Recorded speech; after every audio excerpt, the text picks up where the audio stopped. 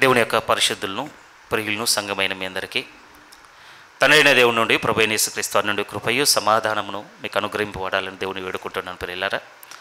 అలాగే అనారోగ్యంతో ఈ దినము సంఘమునకు రాలేనటువంటి మన సంఘ సభ్యుల నిమిత్తం కూడా మీరు వారాకాలం అంతా దయచేసి ప్రార్థనలో జ్ఞాపకం చేసుకోవాల్సిందిగా కూడా కోరుతూ ఉన్నాను. బాగా ఎండ వేడిగా ఉంది కనుక సిక్ అవుతున్నారు. దయచేసి మీ అనుదిన ప్రార్థనలో సంఘం గురించి కూడా ప్రార్థన చేయండి. ప్రభు యొక్క తోడును బట్టి ఈ దినము కొంత ఒక విధంగా ప్రభు నడిచినటువంటి ఒక మార్గము, ఆ మార్గంలో మనల్ని అందరినీ నడవాలని దేవుడు పిలుస్తున్నటువంటి ఆ పిలుపును జ్ఞాపకం చేసుకుందాం ప్రియమైన వాళ్ళారా. దయచేసి యోహాను స్వార్థలోనికి మీరందరూ రాగలిగినట్లయితే ఈ మాట యొద్ద నుంచి మన వాక్యపు ధ్యానమును మనం ప్రారంభించుకుందాం. యోహాను స్వార్థ 15వ అధ్యాయము, యోహాను స్వార్థ 15వ అధ్యాయము 10వ లేఖనమును ముందుగా మీ వినికిల్లో చదవాలనుకుంటున్నాను. యోహాను స్వార్థ 15వ అధ్యాయం 10వ మాట. ప్రభువైన యేసుక్రీస్తు వారు మాట్లాడుతూ అంటున్న మాట ఏమిటి అనంటే, నేను నా తండ్రి ఆజ్ఞలను గైకొని ఆయన ప్రేమయందు నిలిచియున్న ప్రకారము మీరును నా ఆజ్ఞలు గైకొని ఎడల నా ప్రేమయందు నిలిచియుందురు.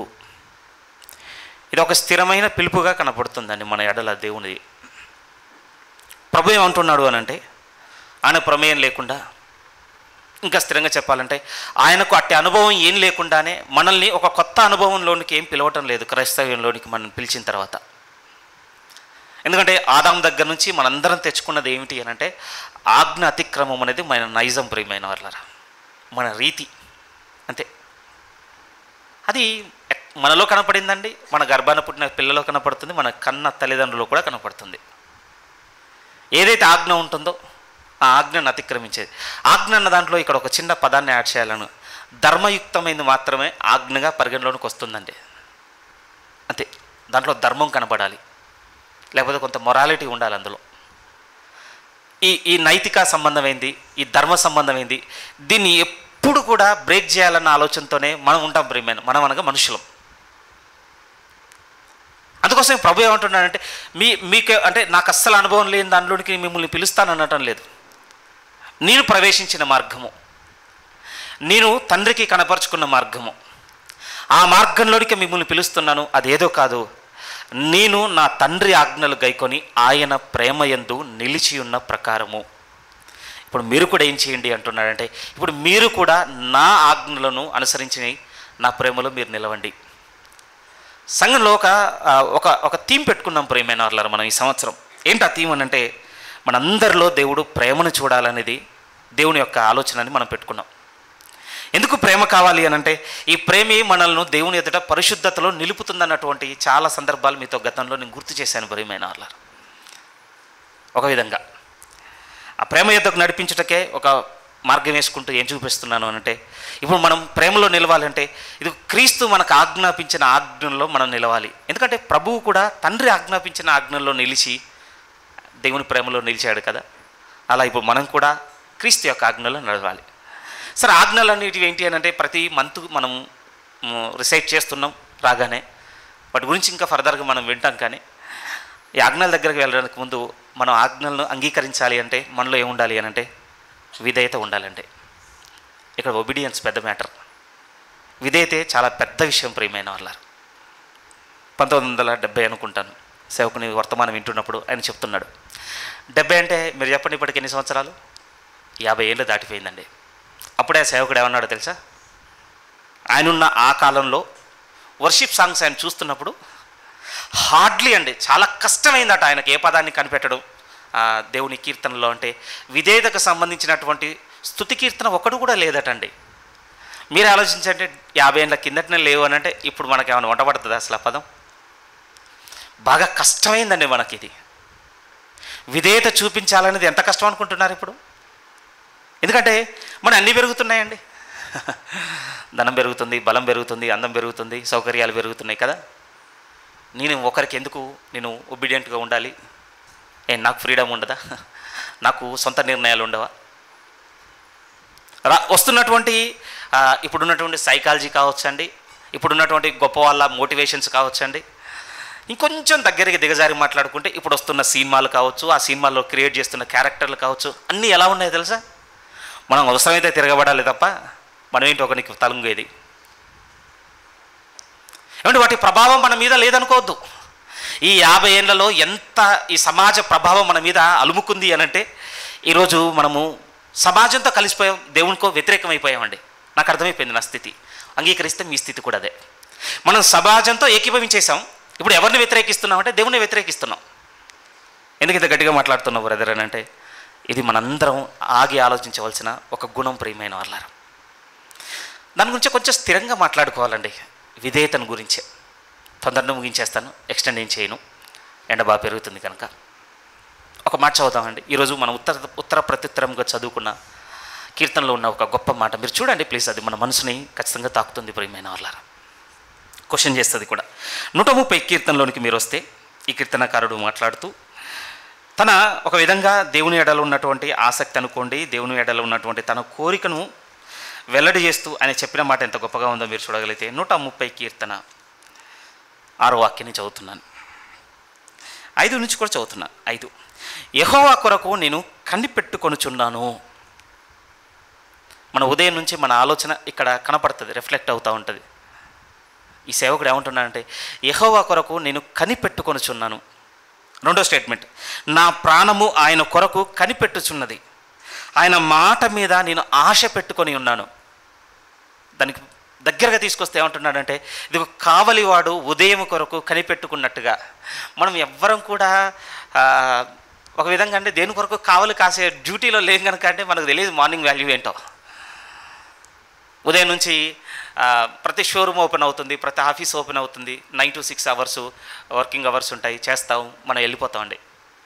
వెళ్ళిపోగానే మనం వెళ్ళిపోయిన తర్వాత మనం బయటకు వస్తున్నప్పుడు, మనం అవుట్ అవుతున్నప్పుడు ఇన్నయ్య ఒక బ్యాచ్ ఉంటుంది సెక్యూరిటీ అని, వాళ్ళు వస్తుంటారు. మనం ఒక దానికోసం తంబేస్తుంటే వాళ్ళు ఇంకో దానికి వేస్తారు, వాళ్ళు లోపలికి వచ్చేస్తారు. వాళ్ళ డ్యూటీ ఎప్పుడు స్టార్ట్ అవుతుంది? Night 10 to morning 6. 10 బాగానే ఉంటుందండి, 12 బాగానే ఉంటుంది, ఈవెన్ కొంచెం టైట్ ఓపెన్ చేస్తే 2 కూడా బాగానే ఉంటుంది వాళ్ళకి.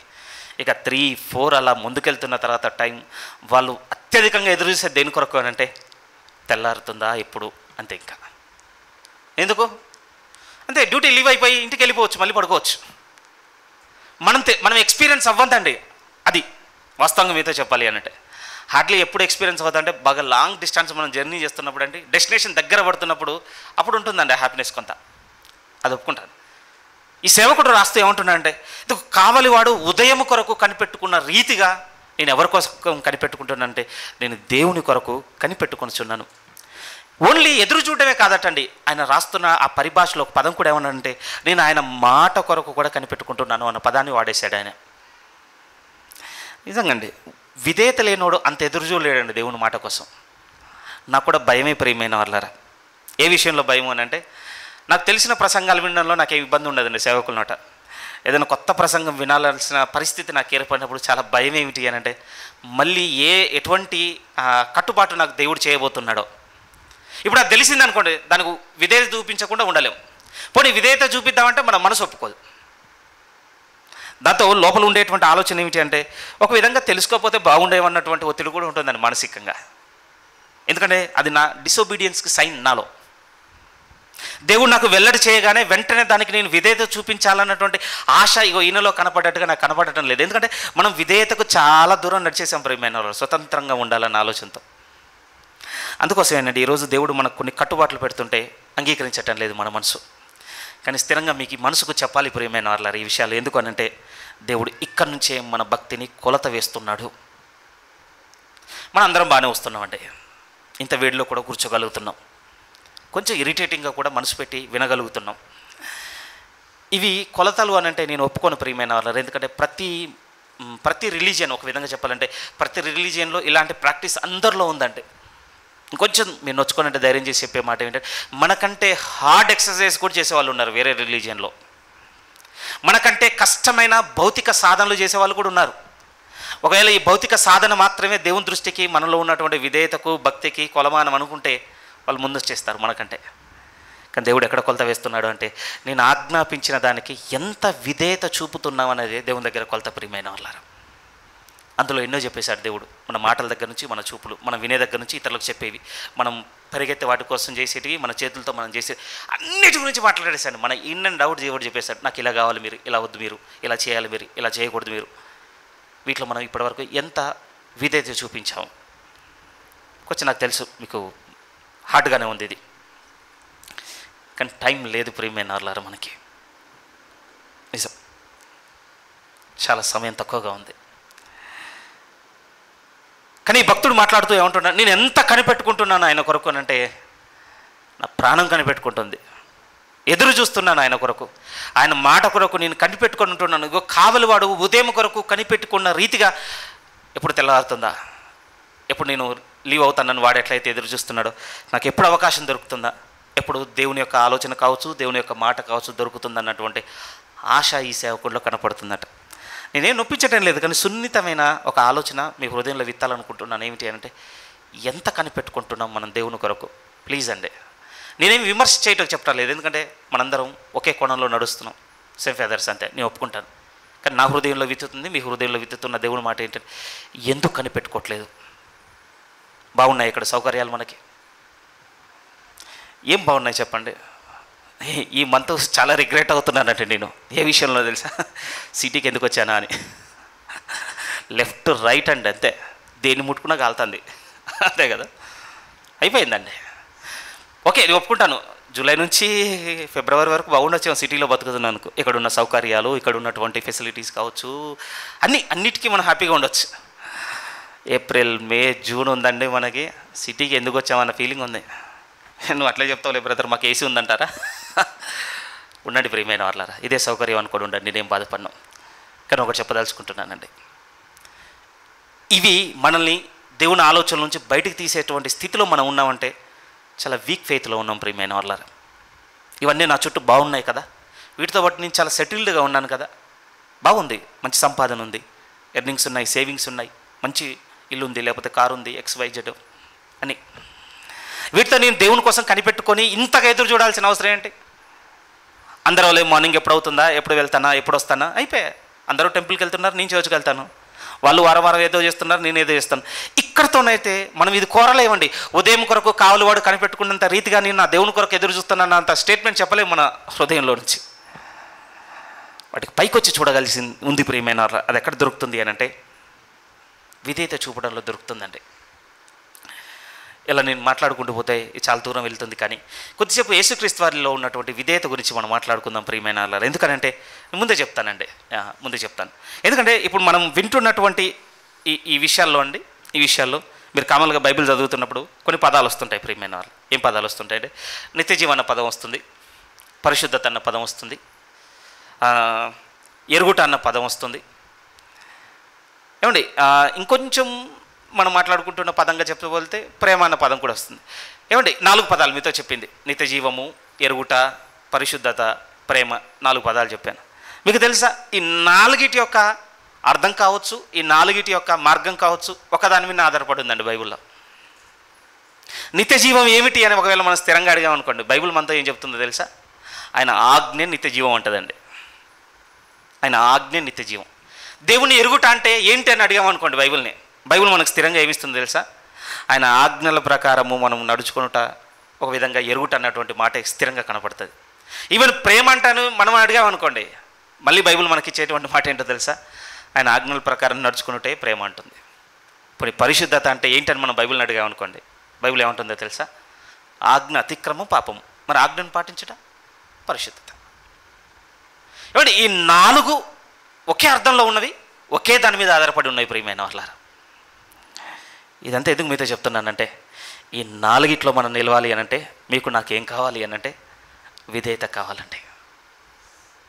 ఇవన్నీ ఆజ్ఞతో లింకపై ఉన్నాయని మనకు తెలుస్తుంది. సరే, మీకు దూరంగా ఉండొచ్చు మైండ్లో, ఏమేమో చెప్పేశాడు గబగబా, అవి ఎక్కడున్నాయని చూసుకోండి, రిఫరెన్స్లు చూసుకోండి. యోహాను సువార్త 12వ అధ్యాయం, కొన్ని వాక్యాలు ఒక సీక్వెన్స్గా చూద్దాం. యోహాను సువార్త 12వ అధ్యాయం, ఆ పదాలన్నీ మీకు గుర్తు చేయట చాలా ముఖ్యమని అనిపించేది కనుక తీసుకొని వస్తున్నాను. 50వ వాక్యం 12వ అధ్యాయం, యోహాను సువార్త 12వ అధ్యాయం 50లో ఏమని ఉందని చూడండి. ఆయన ఆజ్ఞ నిత్య జీవమని ఎరుగుదుము. నెక్స్ట్, యోహాను మొదటి పత్రిక 2వ అధ్యాయం, యోహాను మొదటి పత్రిక 2వ అధ్యాయము,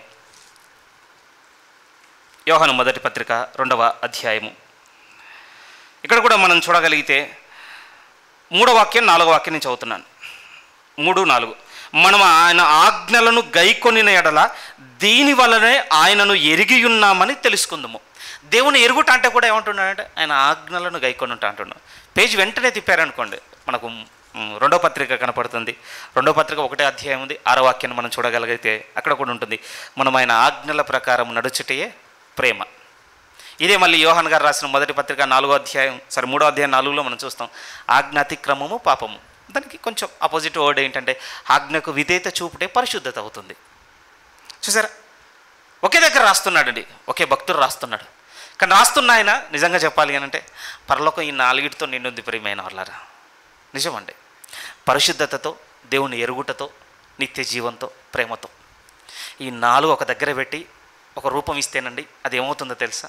కొంచెం బిబిలికల్గా మాట్లాడుకుంటే హెవెన్ అవుతుందండి. నిజం, అర్థం చేసుకోవాలి మీరు. ఈ 4 ఒక్కదాంతోనే కలిసి వస్తున్నాయి. దేవుడు ఆజ్ఞతో ముడిపెడుతున్నాడు. కానీ ఈ ఆజ్ఞలో నిలవడానికి మీకు నాకేం కావాలి అంటే విధేయత కావాలి ప్రియమైన వాళ్ళారా. ఈరోజు ఒక తండ్రి ఒక బిడ్డకు నేర్పంది. నిజం, ఒక ఉపాధ్యాయుడు ఒక విద్యార్థికి ఇప్పుడున్న తరంలో అస్సలు నేర్పలేంది. ఒకప్పుడన్నా కొట్టైనా నేర్పించేటోళ్ళండి. ఇప్పుడు ఆస్కారం లేదు టీచర్కి, అయిపోయింది అంతే.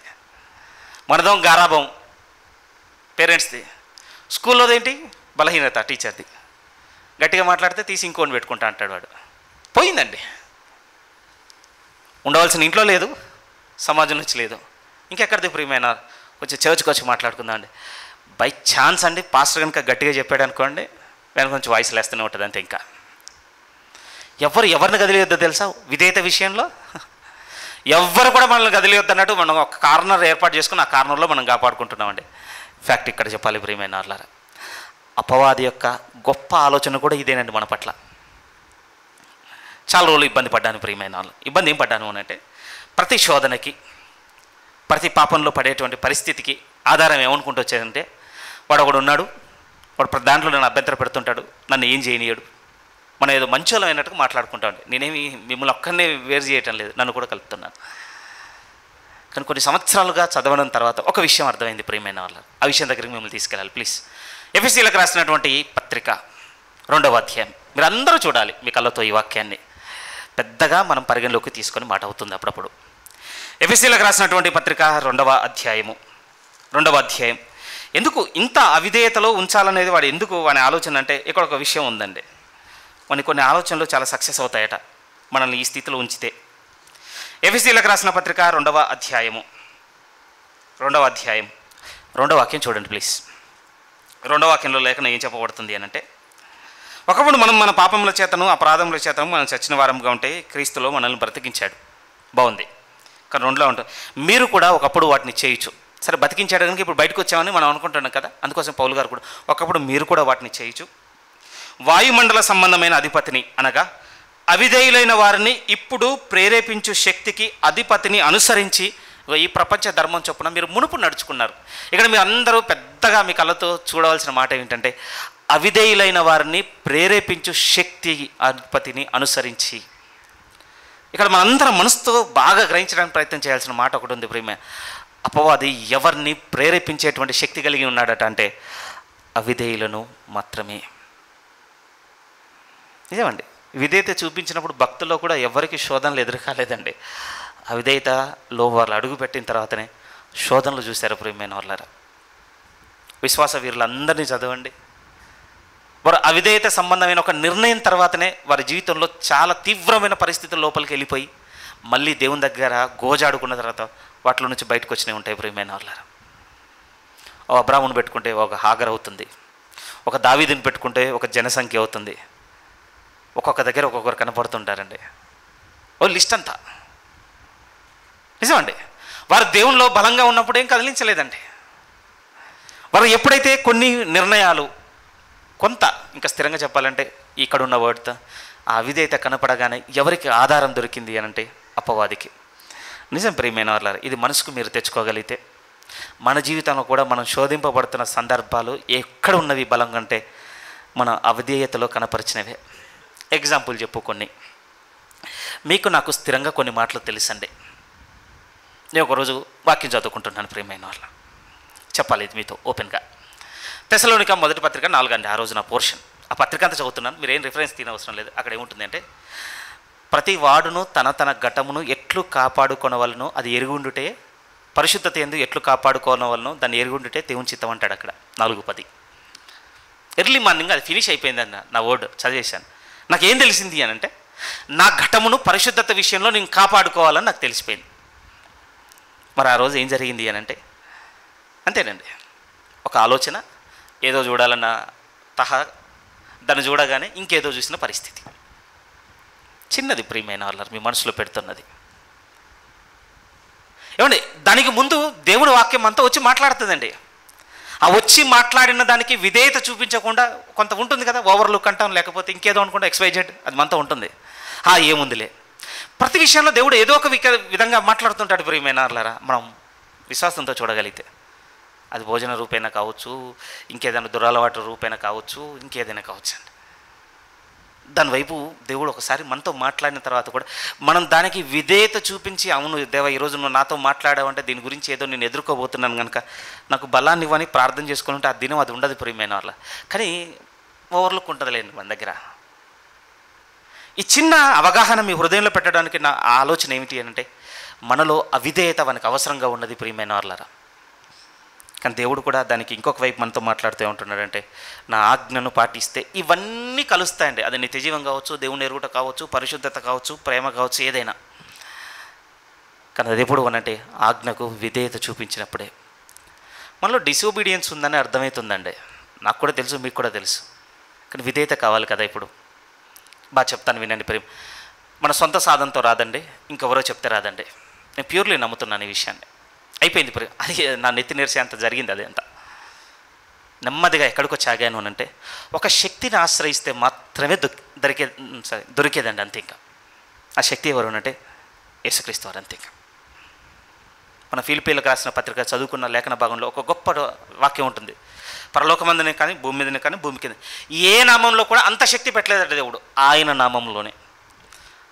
అది ఎక్కడ ఇంక్లూడ్ చేశాడో తెలుసా ప్రభు? సందర్భానుసారంగా యేసుక్రీస్తు వారిలో ఉన్నటువంటి విధేయత గురించి ఒక పెద్ద జాబితా అంతా రాసి, ఆ జాబితా అంతా రాసిన తర్వాత కింద సమ్రప్ చేస్తూ 11వ వాక్యంలో పౌలు గారు ఉపద్ఘాదించిన మాట ఏమిటి అని అంటే, ఇది ఆయన నామమును అంతగా హెచ్చించి ఉన్నాడు.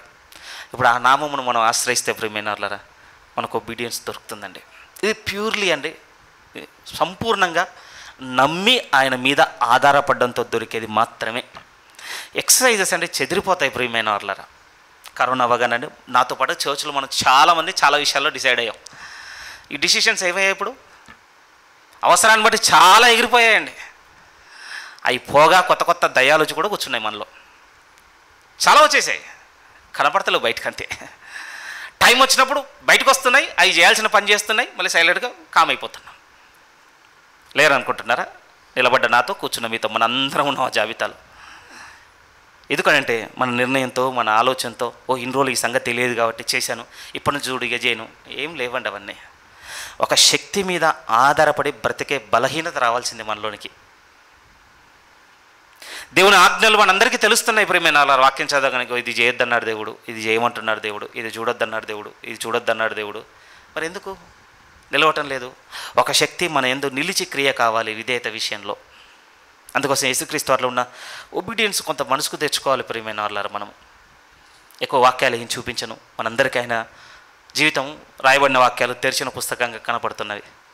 ఒక పదంలో చెప్పొచ్చు ప్రియమైన వాళ్ళారు ఆయన జీవితమును కంప్లీట్గా సంపూర్ణంగా. అంటే భూమి మీద దేవునికి విధేయత చూపించిన వ్యక్తి ఎవరైనా ఉన్నారు అని అంటే ఒకే ఒకరికటండి ఆ బ్లాంక్ ఫిల్ చేసేటువంటి స్పేస్ కేవలం యేసుక్రీస్తుకు మాత్రమే, ఇంకెవరికి లేదు ప్రియమైన వాళ్ళారా.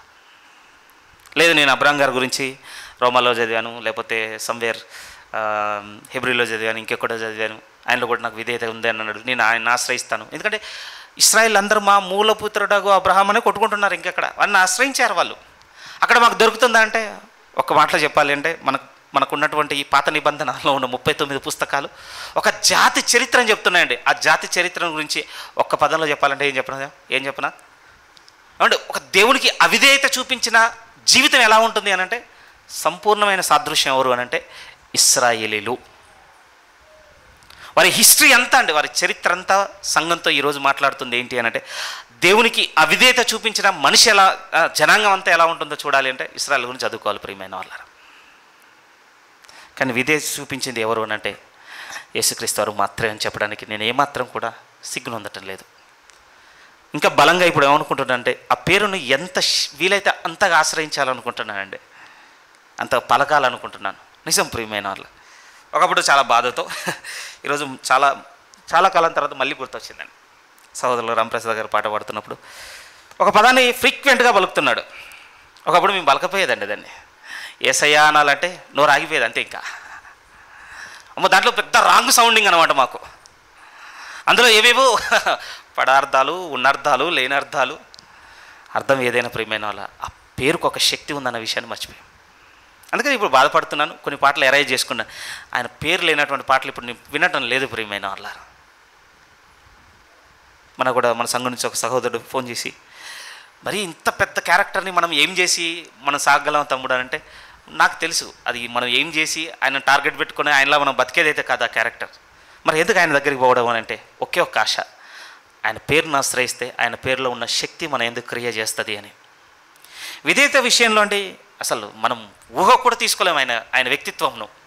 మరి ఎందుకు ఆయన దగ్గరికి పోయి ఆయన కంపేర్ చేసుకోవడం? వేరే క్యారెక్టర్ చిన్న చిన్నవి ఉన్నాయి కదా, విధవరాలో, లేకపోతే ఏలియాకి రోటనిచ్చిన సరేపతి విధవరాలో, లేకపోతే తవిత అనే విధవరాలో, వాళ్ళు ఉన్నారు కదా. వాళ్ళని చిన్న చిన్న పోర్షన్లు వాళ్ళని ఆశ్రయించవచ్చు కదా, బాగుంటాయి ప్రియమైన వాళ్ళరా. కానీ వారి పేర్లలో శక్తి లేదు,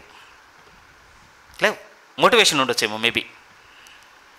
కానీ యేసుక్రీస్తు అనే నామమును ఈరోజు ఎందుకు ఆశ్రయించమని సంఘమును పురికొల్పుతున్నానంటే, ఆ పేరులో ఉన్న శక్తిని బట్టి ఆయనలో ఉన్న విధేయత మన యందు కూడా క్రియ చేయుచున్నది. ఇది విశ్వసించితేనే జరుగుతుంది ప్రియమైన వాళ్ళ. మనకు తెలుసు, ప్రభు యొక్క జీవితమును జ్ఞాపకం చేసుకోగలిగితే, దేవుడు మనకు ఇచ్చిన కొన్ని పోర్షన్లు చూడగలిగితే, దేవాలయంలోకి వెళ్ళినప్పుడు తల్లిదండ్రులు వచ్చి అడిగినప్పుడు, నేను నా తండ్రి పనుల మీద ఉండవాలని మీకు తెలియదు అన్నప్పుడు, మళ్ళీ ఇంటికి వచ్చి అయినా కానీ ఏమాత్రం కూడా వాళ్ళతో ఆర్గ్యూ చేయకుండాను, లేకపోతే వాళ్ళని అక్కడే వదిలిపెట్టేసి నేను టెంపుల్లోనే ఉంటానన్నటువంటి డిస్కషన్ ఏం లేకుండా మళ్ళీ వచ్చేసి పేరెంట్స్కి ఆయన సబ్మిట్ అయింది కనపడుతుంది. మనకు బైబిల్ అక్కడ కనపడుతుంది ప్రియమైన వాళ్ళారా. ఆయన చిన్నవాడి నుంచి పెద్దవాడి వరకు చూడగలం, ఆయన బోధలో చూడగలం ప్రభులో విధేయతని. దేవుడు వెళ్ళి నువ్వు కనపడు అంటేనే కనపడ్డాడు, నువ్వు వెళ్ళొద్దు అని అంటే వెళ్ళని భాగాలు కనపడ్డాయి. జనులందరూ హేళనలు చేశారు. నువ్వు కూడా వెళ్ళి యెరూషలేములో నిలబడొచ్చు కదా, ముత్రుడై తిరిగి లేచిన లాజర్తో పాటుగా నీకు కూడా ఫేమ్ వస్తుంది కదా.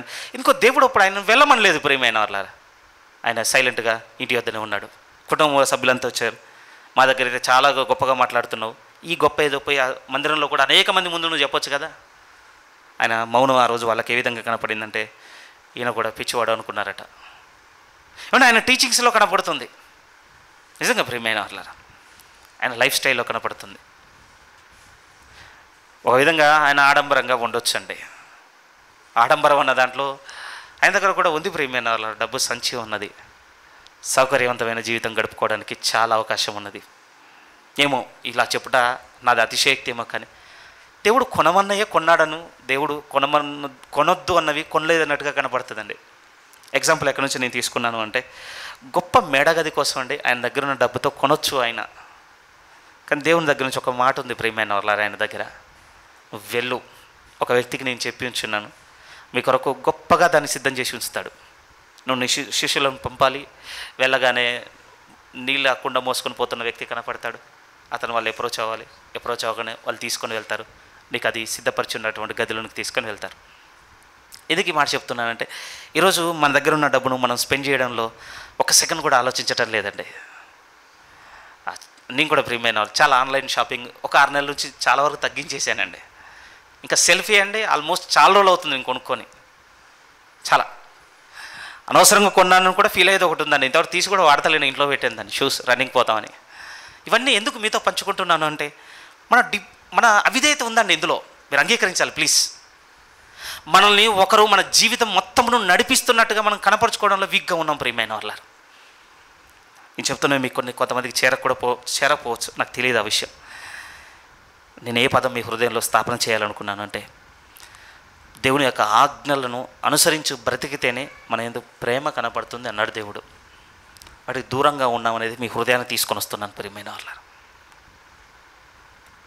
అదే యేసుక్రీస్తు వారిలో చూపిస్తున్నప్పుడు మనకు కనపడుతున్న భాగాలు ఏం కనపడుతుంది అంటే ప్రతి దానికి దేవుడు ఆయనను ఏ విధంగా చెప్తే ఆ విధంగా చేసినట్టుగా కనపడుతుంది. మరి ఎలా చెప్తాడంటే నా దగ్గర ఒకటి ఉంది ప్రియమైన, అడిగితేనే చెప్తాడండి, మనం అడగటం లేదు.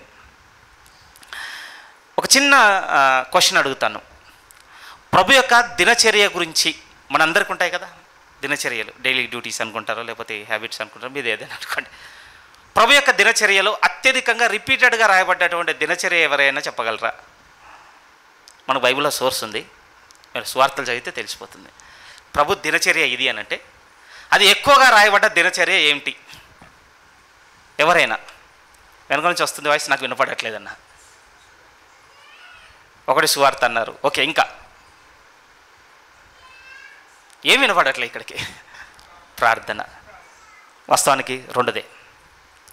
ఎక్కువగా ప్రేయర్ చూడండి 4 సార్లు రిపీట్ అవుతుందండి, 4 సార్లు. ఏముంటుంది చెప్పండి? అడగటం ఉందండి దేవుణ్ణి, నన్ను ఏం చేయమంటావని అడగటమే ఉంది. ప్లీజ్ ప్రియమైన వాళ్ళారా, ఇక్కడ కరెక్ట్ చేసుకుందామని మనల్ని. నా అవసరాలు ఇవి చెయ్యమని చెప్పే ప్రార్థన ఒకటండి, నేనేం చేయాలో నాకు చెప్పు అని చేసే ప్రార్థన ఒకటండి. మన ప్రార్థన మోస్ట్లీ ఫస్ట్ టిక్ అవుతుంది, నా అవసరాలు ఇవి దేవా, నాకు ఇవి నువ్వు చెయ్యి, టిక్ పడింది. కానీ నువ్వు నన్నేం చేయమంటావు నాకు చెప్పు అని చేసేటువంటి ప్రార్థనకు ఎప్పుడు ఇంటే పడుతుందండి, ఎప్పుడు. కానీ ప్రభు జీవితంలో ఏం కనపడుతుంది అంటే దేవుణ్ణి అడుగుట కనపడిందండి. అందుకోసం దేవుడు నువ్వు ఇవి చేయి ఇవి చేయి ఇవి చేయి అని నడిపించిన రీతి కనపడింది. అందుకోసమే మనందరికీ తెలుసు, మత్తయి సువార్త 3:17 రాగానే ఫస్ట్ టైం దేవుడు విట్నెస్ ఇచ్చిన వర్డ్ ఏమిటి అంటే, ఇదిగో ఈయనే నా ప్రియ కుమారుడు, ఈయన యందు నేను ఆనందించుచున్నాను. ఏమంటే అది కాంటెక్స్చువల్గా ఆలోచిస్తేనే బాగా అర్థమయ్యే మాట అండి. వాస్తవానికి బాప్తిసం దగ్గర చెప్పాడు దేవుడు. ఏముంది అందులో అంటే అక్కడ ఒక క్వాలిటీ ఉంది ప్రియమే. ఒక విధంగా అంటే భూసంబంధం ఎంతమంది మనుషులు పుట్టినా బాప్తిసం అవసరం లేనిది ఎవరికేనంటే యేసుక్రీస్తుకేనండి. కానీ అలాంటి పరిస్థితుల్లోనే ఆయన వచ్చి లోబడి ఆయనకంటే తక్కువ వాడైన యోహాను చేత బాప్తిసం నొందుతున్నప్పుడు దేవుడు ఆయనలో ఏం చూసినాడంటే విధేయతను చూసినాడు. అందుకోసమే ఈయన యందు నేను ఆనందించుచున్నాను.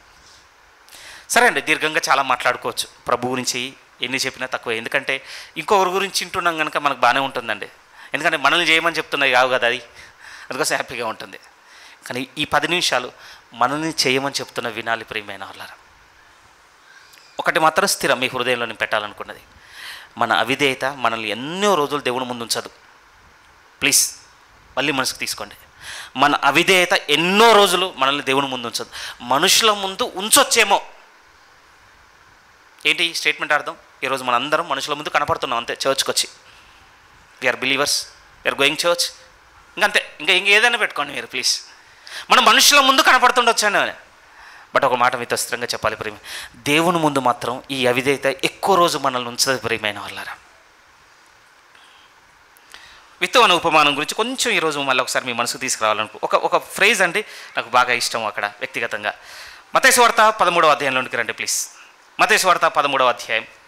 ఇది చాలా మనసుకు నేను వ్యక్తిగతంగా తీసుకునే మాటగా ఉంటుందండి. అలాని దాన్ని సంపూర్ణంగా విధేయత చూపుతున్నాను నేను కలను, కానీ చాలాసార్లు నేను ఒక విధంగా క్షమాపణలు అడగడానికి ఈ మాట నాకు బాగా హెల్ప్ అవుతుందండి. మత్తయి సువార్త 13వ అధ్యాయం. ఒకవేళ నేను చెప్పబోతున్న ఫీలింగ్ మీకు అర్థమైతే మీరు కూడా దీన్ని పెట్టుకుంటారు మీ మనసులో ఇప్పటి నుంచి ప్రార్థనలో. మత్తయి సువార్త 13వ అధ్యాయం 19 నుంచి నేను చదువుతున్నాను. 19 ఇక్కడ అంటున్నాడు, ఎవడైనను రాజ్యమును గుర్చిన వాక్యము వినియు గ్రహింపకై ఉండగా దుష్టుడు వచ్చి వాని హృదయంలో విత్తబడిన దాన్ని ఎత్తుకొని పోవును. త్రోవ పక్కన విత్తనబడిన వాడు వీడే. రాతి నేలను విత్తబడిన వాడు వాక్యమును విని వెంటనే సంతోషంతో దాన్ని అంగీకరించేవాడు. అయితే అతనిలో వేరు లేనందున అతడు కొంచెము కాలము నిల్చును కానీ వాక్యము నిమిత్తము శ్రమ అయినను హింస అయినను కలగానే అభ్యంతరపడును. ఈ చదివిన ఈ భాగంలో నేను బాగా పర్సనల్గా తీసుకున్న వర్డ్ ఏమిటంటే అతనిలో వేరు లేనందున. ఈ వేరు లేనోడి క్యారెక్టర్ మీకు ఎలా కనపడుతుందో తెలుసా? సంతోషంతో అంగీకరిస్తాడటండి దేవుడు చెప్పగానే. నాలో చాలాసార్లు కనపడుతుందండి. ఒక వాక్యం దానికి సంబంధించిన వివరణ తెలవగానే చాలా హ్యాపీగా యాక్సెప్ట్ చేసేస్తాను. ఓ దీని అర్థం ఇదా, దీన్ని ఇలా అర్థం చేసుకుని ఉండాల్సిందా, ఓ ఇది ఇలా ఉంటుందా, ఓ హ్యాపీ, సంతోషంతో అంగీకరించేశాను. కానీ వెంటనే దేవుడు ఇంకొక బలమైన మాట చెప్తే ఏమంటున్నాడంటే వాడిని బట్టి నేను ఆనందపడటం లేదు. ఎందుకంటే శ్రమ అయినను హింస అయినను కలగగానే వానిలో వేరు లేనందున వెంటనే అభ్యంతరపడాను. దీన్ని ఎందుకు చూపించాను అని అంటే మీతో అన్నాను, మనుషుల ముందు మనం కనపడుతుండొచ్చింది మన అవిధేయతతో. సంతోషంతో అంగీకరిస్తుండొచ్చు. దేవుడు ఇది మాట్లాడుతున్నా, నాకు ఇది అర్థమవుతుంది, ఇలా తెలుస్తుంది, ఇలా బాగుంది హ్యాపీగా కనపడుతుండొచ్చు. కానీ దేవుని కనపడే టైం ఏంటో తెలుసా? శ్రమ అయినను హింస అయినను కలగగానే అప్పుడు దేవుని కనపడుతుందని మన విధేయత. ఇది నేను కావాలని ఇతనికి చేస్తున్నానని ఆగుతున్నాడు అక్కడ. ఏదో నేర్పాలని అతన్ని నేను ఇలా ఒత్తిడికి గురి చేస్తున్నానని నా దగ్గర నిలుస్తున్నాడా? దూషిస్తున్నాడా? అభ్యంతరపడుతున్నాడా? లేకపోతే నెమ్మదిగా చర్చ్ని, ప్రేయర్ని, బైబిల్ రీడింగ్ని అన్నిటిని తగ్గిస్తున్నాడా? ఈజీగా తెలిసిపోతుందండి మన ఒబీడియన్స్. నేనైతే ముందే చెప్తున్నాను కదా, మన డిసొబీడియన్స్, మన అవిధేయత దేవుని ముందు ఎక్కువ రోజులు మనల్ని ఉంచదు. ఇంతెందుకు మాట్లాడుతున్నాడు దేవుడు అని అంటే నిజం ప్రియమైన వాళ్ళ మీరు అంగీకరించాలి ఆ మాటని. ఆయన చెప్పినట్టుగా ప్రేమ కావచ్చు, పరిశుద్ధత కావచ్చు, నిత్య జీవం కావచ్చు, ఆయన నేరుగుట కావచ్చు, ఇవన్నీ మనలో నెరవేర్పు కోసం దేవుడు ఎక్కడ తీసుకొస్తున్నాడంటే ఆయన మాట్లాడుతున్న ప్రతి మాటకు విధేయత చూపాలన్నటువంటి విషయంలోనికి మనం తీసుకొని వస్తున్నాడు. సున్నితమైన మనసుతో మీరు ఆలోచించవలసింది నేను కోరుతున్నాను ప్రియమైన వాళ్ళ. సరే ఇదంతా కాదు బ్రదర్, నాలో విధేయత ఉందని నాకు ఎలా తెలుస్తుంది? బాగా వినండి, ఇది చాలా యూస్ఫుల్. వినగానే ఇంతేనా అనిపిస్తుంది మీకు? వెరీ వెరీ ఇంపార్టెంట్ అండి ఇప్పుడు నేను చెప్పే పాయింట్. మనలో విధేయత ఉందని మనకు ఎలా తెలుస్తుంది? బాగా వినండి. మన మారు మనస్సు, దేవుని మీద విశ్వాసం, ఈ రెండు కలిస్తేనే పక్కకు వచ్చేది ఏంటో తెలుసా? ఒబీడియన్స్. బాగా వినండి ప్రియమైన వాళ్ళారా. మనం మారకుండా అండి దేవుడు ఇంత గొప్పవాడు, అంత గొప్పవాడు, ఇవి చేయగలడు, అవి చేయగలడు, ఇవి చేయబోతున్నాడు, అవి చేయబోతున్నాడు, ఇవన్నీ నమ్మినా అది ఎక్కడికి వచ్చి నిలబడదు అంటే మనలో విధేయతకు మాత్రం మనకు హెల్ప్ చేయదు. ఎందుకంటే దానికి ముందు ఒకటి లేదు మనలో. ఉదాహరణకు ప్రియమైన ఎగ్జాంపుల్గా చెప్తాను. ఇతరుల గురించి చెడు మాట్లాడొద్దు అనేది దేవుడి తుది నిర్ణయం అండి అనుకుందాం. ఆ ఆజ్ఞాపించిన ఆజ్ఞను మనం నమ్మాలి ప్రియమైన వాళ్ళారా. అది నమ్మాలండి. అది నమ్మాలి అంటే దానికి ముందేం జరగాలి అంటే ఇంతకుముందు మనం స్ప్రెడ్ చేసిన దాన్ని అంతటిని బట్టి క్షమాపణ అడగాలి. దాని విషయంలో ఒక స్థిరమైన నిర్ణయం ఉండాలి. నేను సహించలేనంత ఒత్తిడి నా మీద ఎదురైతే తప్ప నేను ఇక అట్టి పని మళ్ళీ చేయనటువంటి ఒక మారు మనసు గుర్తును దేవుని ముందు పెట్టుకోవాలండి. ఈ మారు మనసు ప్లస్ నువ్వు ఆజ్ఞాపించిన ఆజ్ఞ నేను నమ్ముతున్న ఆ ఫెయిత్ కలిస్తేనండి బయటకు వచ్చే అవుట్పుట్ ఏమిటంటే ఒబీడియన్స్ అవుతుందండి. ఏదో చాలా మొత్తం ఏదో సిద్ధాంతపరంగా చెప్తున్నావు బ్రదర్, ఏవో సూత్రాలు చెప్తున్నావు అనుకుంటుండొచ్చు. మన దగ్గరే తీసుకొస్తున్నాను ప్రియమైన వాళ్ళ విధేయతని. ఇన్ని రోజులు విన్నామండి, చాలా ఆజ్ఞలు మనకు తెలిసిపోయాయి, ఇవి చేయొద్దు అని తెలిసిపోయాయి. కానీ ఎందుకు అవి మనలో విధేయతకు కేంద్రం కాలేదంటే దాన్ని ఇంతకుముందు చేసిన దాన్ని బట్టి మన మారు మనసు, ఆ చేయొద్దని చెప్తున్న దేవుడు ఒక స్థిరమైన నిర్ణయంతో చెప్తున్నాడటువంటి ఆయన మీద నమ్మకం, ఈ రెండు కలవని కారణాన్ని బట్టి ఏం బయటకు వచ్చింది అంటే మళ్ళీ అవకాశం వచ్చినప్పుడు చేసేసాం. ఇది మాత్రం సున్నితంగా మీకు అర్థం కావాలని భావించానండి, వాస్తవానికి చాలా సున్నితంగా. కానీ నాకేమర్థమైంది అని అంటే అంత సున్నితంగా అర్థం కాదు ఇది. ఎందుకంటే చాలా పెద్ద ప్రాబ్లం కూడా క్రైస్తవ్యంలో ఏమైనా ఉంది అని అంటే, చాలా వృద్ధ సేవకుడు చెప్పిన మాట ఏమిటి అని అంటే, ఇప్పుడున్న క్రైస్తవ్యంలో చాలా పెద్ద ప్రాబ్లం ఏంటంటే తెలుసా అండి, డాక్టర్ని తెలియకపోవడం కాదట, చర్చ్కి రాకపోవడం కాదట. ఒకప్పటికంటే ఇప్పుడే మెగా చర్చెస్ అవుతున్నాయి, బాగా నిండిపోతున్నాయి. ఆయన అన్న ప్రాబ్లం ఏంటి అని అంటే విధేయత కనబడటం లేదు సంఘాల్లో అనేది మాత్రం స్థిరంగా చెప్పాడండి ఆయన ముగింపు అనుకోండి. ఒక విధంగా ఆయన బాధ కలిగించింది. ఇప్పుడు ఎదుగుతున్న సంఘాన్ని చూడగానే ఆనందం కంటే దుఃఖం కలిగింది ఏ విషయంలో అంటే విధేయులు లేరు దేవుని ఎడల. పోనీ విధేయతని వెతుక్కునే మనసుతో కూడా వ్యక్తులు లేరు ఈరోజు సంఘాల్లో. మమ్మల్ని ఇంత కఠినంగా మాకు ఇవ్వద్దు, మమ్మల్ని ఇలా నడిపించేటువంటి సువార్త దూరంగా ఉన్నా పర్వాలేదు, కానీ ఇది దగ్గరకు వస్తేనే మాకు అన్సెటిల్డ్గా ఉంటుంది ఈరోజు. అందుకోసం ప్రియమైన వాళ్ళారా, ఎంతోమంది చాలా కన్నీటి ప్రార్థనలతో స్థాపించిన సంఘాలన్నీ ఈరోజు చాలా అవిధేయుల చేతిలోనికి వెళ్ళిపోయి పిచ్చి పిచ్చిగా నడుస్తున్నాయండి బయట.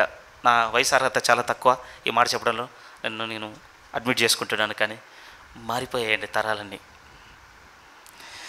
మరి మీకు ఈ మాటలు చెప్పడంలో నా ఉద్దేశం ఏమిటి అని అంటే, ప్రభు యొక్క జీవితమును మనకు చూపించి దేవుడు ఏమంటున్నాడంటే, నేను నా తండ్రి ఆజ్ఞలు గైకొని ఆయన ప్రేమ యందు నిలిచి ఉన్న ప్రకారం ఆయనలో విధేయత లేకుండా అది సాధ్యపడకపోయేది. ఇప్పుడు మీరు నా ఆజ్ఞల యందు మీరు నిలిచి ఉండండి అంటున్నాడు కదా, మనకు కూడా విధేయత కావాలండి, లేకుండా నిలవలేము మనం అస్సలు. మీకు విషయం చేరింది అనుకుంటున్నాను ప్రియమైన వాళ్ళారా. చూడండి, ఈరోజు మన డిసొబీడియన్స్ కనపడాలి అంటే చర్చ్లో కనపడకపోవచ్చండి. అందరం పాడుతున్నాం, అందరం ప్రార్థన చేస్తున్నాం, అందరం ఆమెను అంటున్నాం, అందరం లేంటే లేస్తున్నాం, అందరం కూర్చుంటున్నాం. ఇప్పుడు కానుకలు అనగానే కానుకలు ఇస్తున్నాం, అంత బాగుంది కదా. ఇక్కడ కనపడదండి. ఫ్యామిలీలో కనపడుతుందండి మన డిసోబీడియన్స్, సొసైటీలో కనపడుతుందండి. అంత్యదినంలో అపాయకరమైన కాలములలో ఆ జాబితాలో చూసినప్పుడు దేనికి పోర్షన్ ఇవ్వబడిందో తెలుసా అండి? తల్లిదండ్రులకు అవిధేయులు అన్న పదం ఉంది. మనం చదవగలం ఆ పాటను. తిమోతి 2వ పత్రిక 3వ అధ్యాయంలో ఉంటుంది, మీరు చదువుకోండి. రాబోతున్న తరంలో కనబడబోతుంది ఏంటో, తల్లిదండ్రులకు అవిధేయులు ఉన్నారు. నేను కూడా ఉన్నాను, ఒప్పుకోవాల్సిందే. రెండో మాట ఏంటో తెలుసా? సమాజం అండి. ఈరోజు మనకు గవర్నమెంట్ రూల్స్ అయినా, ట్యాక్సెస్ అయినా, లాస్ అయినా, వీటన్నిటి విషయంలో మనకు పట్టింపే ఉండదు కదా ప్రియమైన వాళ్ళ. ఎందుకంటే మనం ఏమనుకుంటామంటే వీటికి వాటికి చాలా వెడంగా ఉన్నామండి. కానీ దేవుడు ఒబీడియన్స్ దగ్గర తీసుకొచ్చేసరికి ఏమంటాడంటే సమాజం పట్ల ఉండవలసిన విషయాలు కూడా మనకు చాలా ఆజ్ఞలు ఆయన ఇచ్చి ఉన్నాడు.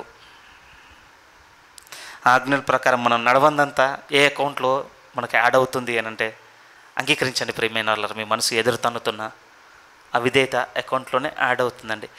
ఏమంటే ఈరోజు నా సువార్త మీరు అవిధేయులని నిరారోపణ చేయటం కాదు నేను చెప్పింది, ఒక్క నామము యొక్క శక్తిని ఆశ్రయించడం చెప్పి ఉన్నాను ఈరోజు నేను. అది నా కీ పాయింట్. ఈరోజు మీరు అవిధేయతలో ఉన్నారు అని మిమ్మల్ని మీ మీద నేర స్థాపన చేయటం కాదు నేను ఈరోజు మీతో పంచుకుంది. ఒక శక్తి కలిగిన నామం ఉంది మనకి. ఆ నామమును ఆశ్రయిస్తే ఆ నామముకున్న శక్తి ఏమిటంటే మనల్ని దేవుని ఎదుట విధేయులుగా నిలబెట్టగలిగే శక్తి కలిగిన నామం అది. ఆ నామమును ఆశ్రయించుటకు. అందుకోసం ప్రియమైన వాళ్ళ ఆ నామమును బట్టి అతిశయిద్దాం, ఆనందిద్దాం, సిగ్గుపడకుండా ఉందామండి. ఇంకొక పదం యాడ్ చేద్దాం అనుకున్నా. ఆ నామము నిమిత్తం రేపు శ్రమను కూడా పొందుకోవడానికి నిలబడిపోదాం. ఎందుకంటే ఆ నామమే మనకు అన్నిపోయేది. ఈరోజు మాత్రం చూపించిన మొదటి పదం ఏంటంటే దేవుడు ఆజ్ఞాపించిన ప్రతి ఆజ్ఞను పాటించేటట్టుగా చేయగలిగిన శక్తి దేనికి ఉంది అంటే ఆ శక్తి కలిగిన యేసు నామం నందుంది. ఒప్పుకోవడం మాత్రమే కాదు, దాన్ని ఆశ్రయించి దేవుడు ఆజ్ఞాపించిన ప్రతి ఆజ్ఞను గైకొని ప్రియమైన వాళ్ళారా ఆయన ప్రేమ యందు మనం కూడా నిలిచి ఉందామండి. ఎలా ఉంటాయి ఇంకా అంటే కొంత నడుద్దాం ప్రియమైన వాళ్ళ. మీతో సంగతి చెప్పాను కదా, ఎలా ప్రారంభించి ముగింపు వరకు ఎలా నడిపించాలో ఇంకా అడుగుతూనే ఉన్నానండి దేవుణ్ణి. రోజు కొంచెం దేవుడు నాకు చూపించింది మీకు నెమ్మదిగా బోధించుకుంటూ తీసుకెళ్తున్నాను. కొద్ది రోజులు ఓపిక పట్టండి ప్రియమైన వాళ్ళ. దేవుడు మాట్లాడుతుంది ఇంకా సంపూర్ణంగా మనకు అర్థమవుతుంది. ఒక మాట చదువుతానండి ప్లీజ్. కొరింథీయులకు రాస్తున్నటువంటి 2వ పత్రికలోనికి రండి ప్రియమైన వాళ్ళ. కొరింథీయులకు రాస్తున్న 2వ పత్రిక, మొదటి పత్రిక 2వ అధ్యాయం, రైట్. కొరింథీయులకు రాస్తున్న మొదటి పత్రిక 2వ అధ్యాయం 16 చాలా బాగుంటుందండి వాక్యం, మీరు చూడాలి. 16 కొరింథీయులకు రాస్తున్న మొదటి పత్రిక 2వ అధ్యాయం 16లో ఏమంటాడంటే ప్రభు మనస్సును ఎరిగిన వాడెవడు. వెంటనే షిఫ్ట్ తీసుకొని అంటే ఎరిగి ఆయనకు బోధించిన వాడెవడు. మనమైతే క్రీస్తు మనస్సును ఎరిగిన వారము. ఎందుకు ఈ మాట చదివాను అని అంటే యోహాను 15:10 చదివినప్పుడు ఏం చదివామంటే అక్కడ నేను నా తండ్రి ఆజ్ఞలు గైకొని ఆయన ప్రేమ యందు నిలిచి ఉన్న ప్రకారం మీరు కూడా తండ్రి ఆజ్ఞలు గైకొని ఆయన ప్రేమ యందు నిలిచి ఉన్నట్టు అనటం లేదండి. ప్రభు ఏమంటున్నది ఇప్పుడు మీరు నా ఆజ్ఞలు ఎందు నిలిచి ఉండండి అంటున్నాడు. ఎందుకంటే యేసుక్రీస్తు వారికి తండ్రి ఆజ్ఞాపించినటువంటి పరిస్థితులు వేరు, సర్కమ్స్టాన్సెస్ అంటాం కదా, పరిస్థితులు వేరు, ఆయనకి ఇచ్చినటువంటి కమాండ్స్ వేరండి అసలు. అందుకోసం పౌలు గారు ఏమంటున్నారు, అసలు ఆయన మనసును ఎరిగిన వాడేవాడు, ఆయనకు బోధించిన వాడేవాడు అసలు. కానీ ఆయన మనసుని ఎరిగి సంపూర్ణంగా ఆయన సంతోషపెట్టింది ఎవరంటే యేసుక్రీస్తు. వెంటనే టర్న్ చేంజ్ చేసుకుని మనమైతే ఇప్పుడు క్రీస్తు మనస్సును ఎరిగిన వారము. నిజం ప్రియమైన వాళ్ళ, ఇలా చెప్పడానికి ఇష్టపడుతుంది. తండ్రి యేసుక్రీస్తు వారికి పెట్టిన ఆజ్ఞల కంటే యేసుక్రీస్తు వారు మనకు ఆజ్ఞాపించిన ఆజ్ఞల్లో చాలా కన్వీనియన్స్ ఉందండి. వాస్తవానికి సౌకర్యం ఉంది, లేదనుకోవద్దు ప్రియమైన వాళ్ళ. సౌకర్యం ఎలా ఉంది అని అంటే మాదిరి ఎప్పుడు కూడా కన్వీనియన్స్ తెలుసా అండి. మనకి ఒక మాదిరి మన కళ్ళ ముందు ఉందనుకోండి, కొంత కన్వీనియన్స్ అండి అది మనకి. వాళ్ళు ఇమిటేట్ చేయడానికి సోర్స్ ఉంది కదా, కానీ ప్రభువుని పెట్టినప్పుడు అది లేదు ప్రియమైన వాళ్ళారా.